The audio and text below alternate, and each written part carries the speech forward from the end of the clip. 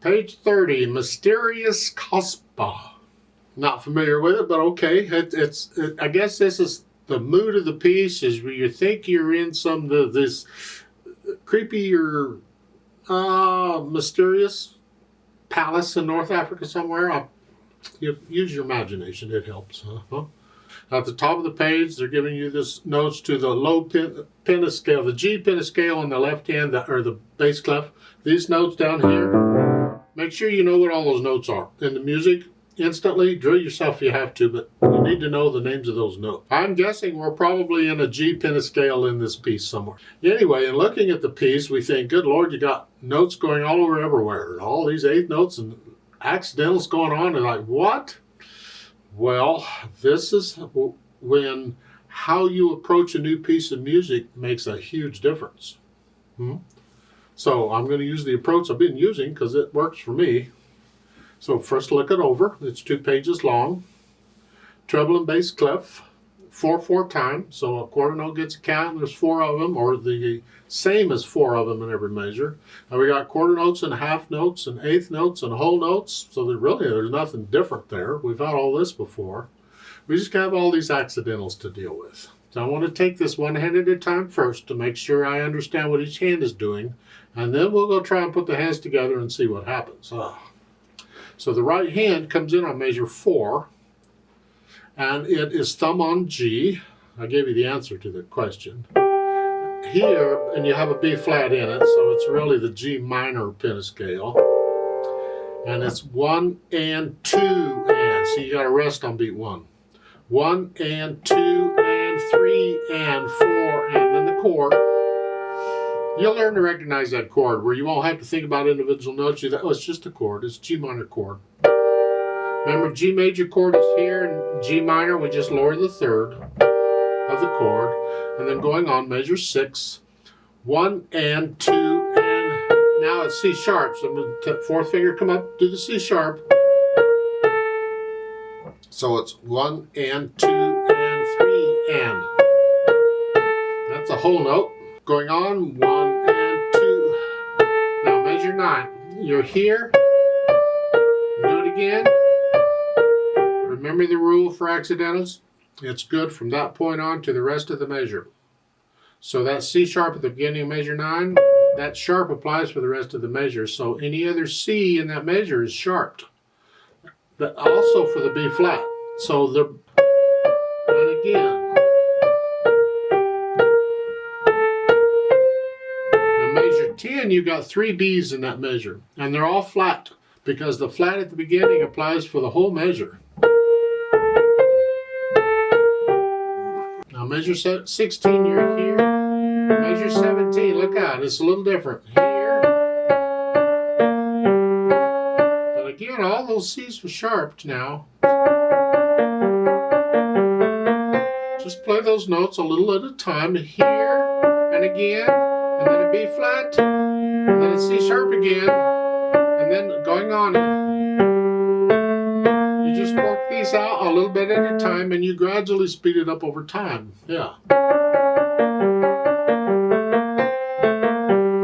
And then that's it until you get down to the last 2 measures. At the bottom of page 31, you get the C. You had to move down. We got rest. You got time. It's a C minor, and then back up.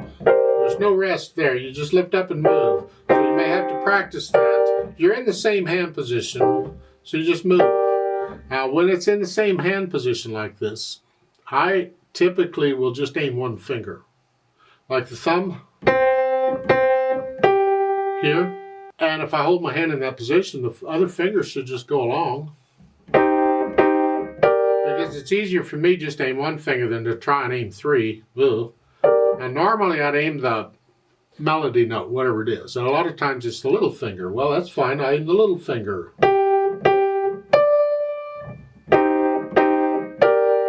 Whichever. You should be able to aim any finger, and it's good practice to practice aiming the middle finger. It's good practice. Left hand, let's see what it's doing, because it's different. Left hand at the beginning is here. 1 and 1 and a C sharp, 1 and B flat, second measure. 1 and 2 and 3 and 4.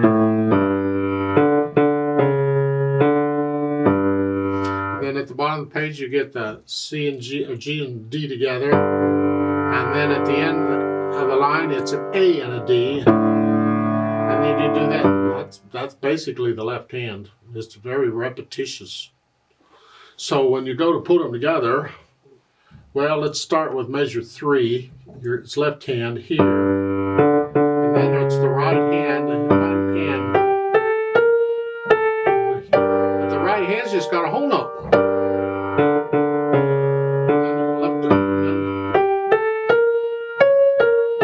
Again, the right hand's just got a whole note. Hold it down.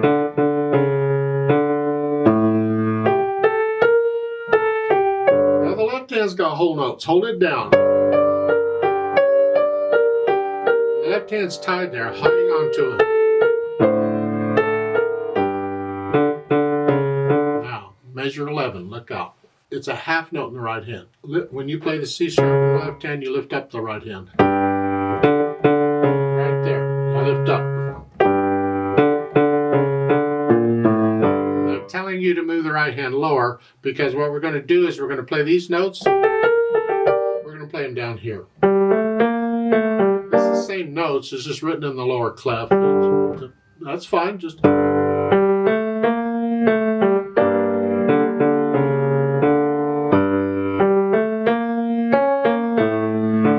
it's the same as what we did on the other page, but your right hand is down. You can handle that, I hope. So you go through and put the hands together and then go back through it a few hundred times to get rid of all the hesitations. Take it nice and slow is fine. But no hesitations. It's got to be a steady beat all the way through. And it would be helpful if you could learn to play this without looking at the keyboard, except for when your hand has to move. The right hand has to come down here. You gotta look down for that. But once your hand's in place, hopefully you don't have to look at the keyboard for that. You want to be able to trust you know where your fingers are. Then we'll think about the articulation. Well, they don't give you any articulation at the beginning. Connect it as best you can for now. I'll come back to it. But then on measure 4, it's a staccato. So starting at measure 3,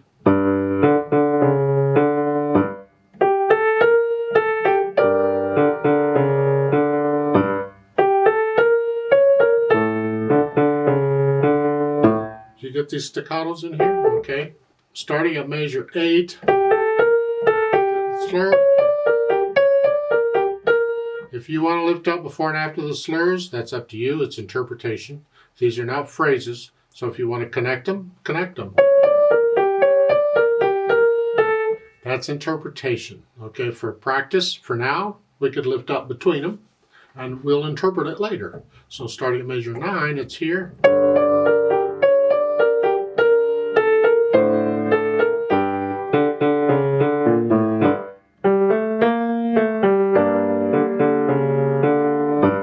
So, yeah. At the bottom of the page, the last couple measures, you have staccato, and then you get accents in the right hand. Yes, that's what's written. It's not my fault. They did it. You're not moving the left hand, so you can focus on getting the right hand up. Right there. Accents, you just play them a little louder. The dynamics. Let's do dynamics. Start out soft, whatever you think piano or soft is.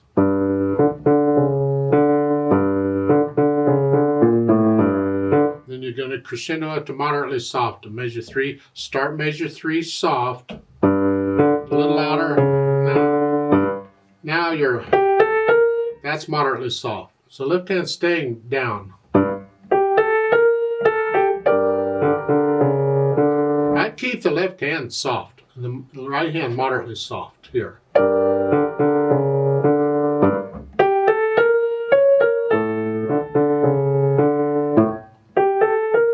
A measure 9, you're going to go up to moderately loud. You're starting measure 9 at moderately soft, a little louder, now moderately loud. There, don't get moderately loud to measure 10. That's the right hand. The left hand needs to be in the background, but the left hand has a whole note and tied. You can't do anything with it anyway except in the next measure. That needs to be in the background. So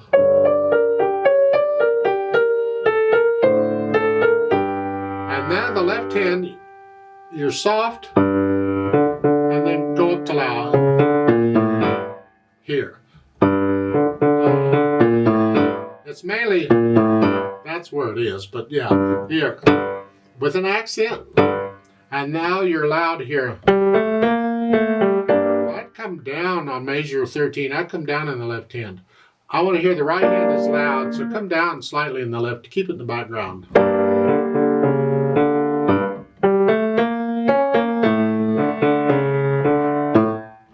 And you're basically loud until you get to the bottom, where measure 20, it's loud, or sort of loud, now it's soft.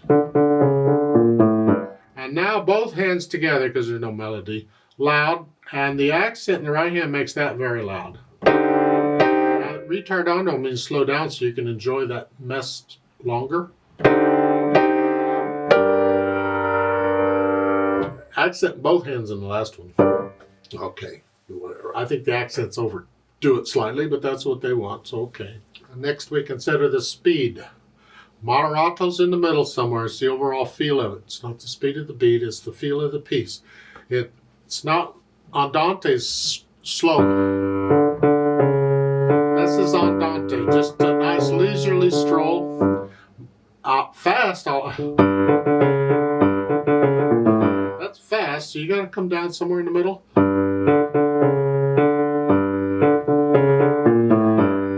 To me, that's about a nice moderate speed all the way through. You get a retardando at the end, so you're slowing that down a little bit. And now they've added a little bit of pedal. Well, again, if you're going to use pedal, why are you using it?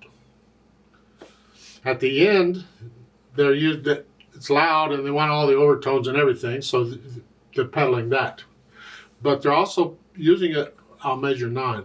They're using it on measure 9, but they're not using it on measure 17, which is the same thing, an octave lower. So measure 9, they want it down here. In my opinion, you don't need pedal on measure 9 at all. But they put it in. If you want to put it in, that's up to you. It's interpreting.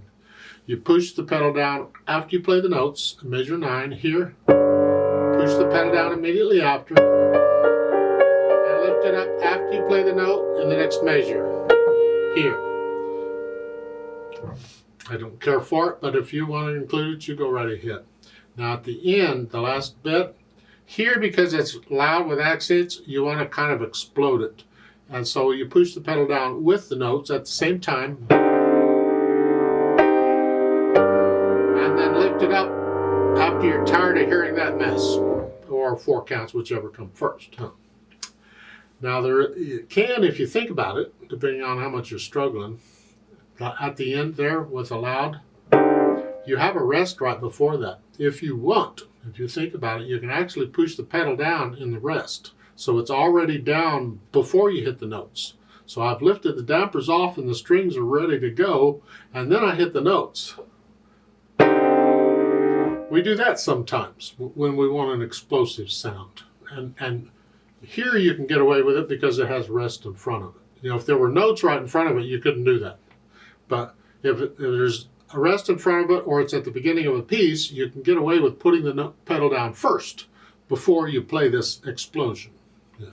That's interpretation. You have to experiment with these different things, and what do you like to hear?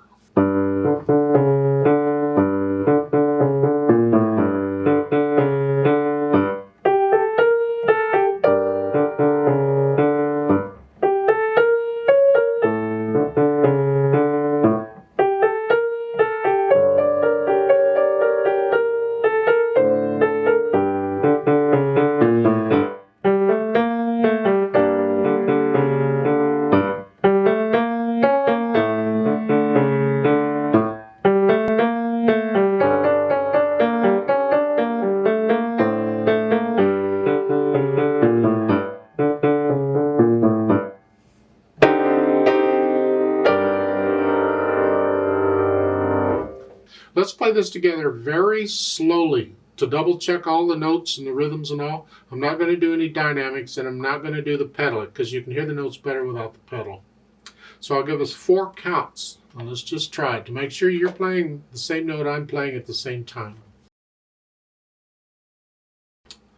1 and 2 and ready and go and 1 and 2.